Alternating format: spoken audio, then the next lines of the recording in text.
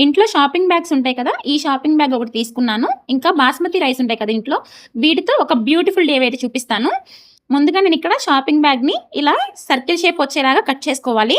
మీరు ఇంకొంచెం చిన్న సైజ్‌లో కట్ చేసుకున్నా పర్లేదు. మనం కట్ చేసుకున్న దానికి సర్కిల్ షేప్‌లో ఇలా గ్లూ అప్లై చేసి రైస్‌ని ఒక్కొక్కటిగా ఇలా స్టిక్ చేసుకోవాలి.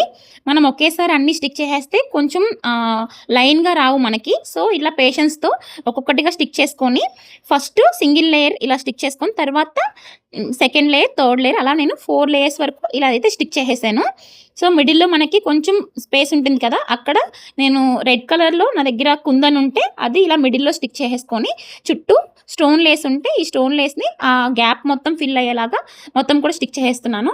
మీరు బీడ్స్ లేస్ కానీ మీరు ఏదో ఒకటి మీకు ఇంట్లో ఉన్నవి మీకు నచ్చినవి స్టిక్ చేసుకోవచ్చు.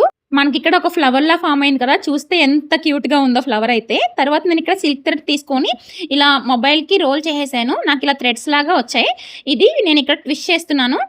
ఇట్లా చేయడం వల్ల మనకి రాఖీ థ్రెడ్ అయితే ప్రిపేర్ అయిపోయినట్టే.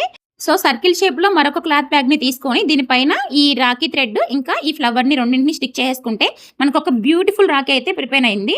ఇది ఎకో ఫ్రెండ్లీ రాఖీ. ఇంకా అన్ని ఇంట్లో ఉన్న వాటితోనే చాలా సింపుల్‌గా చేసేసుకోవచ్చు. సో, ఎవరికైనా ఇంట్రెస్ట్ ఉంటే ఒకసారి ట్రై చేసి ఎలా అనిపించిందో కామెంట్ చేయండి. నచ్చితే లైక్ చేయండి.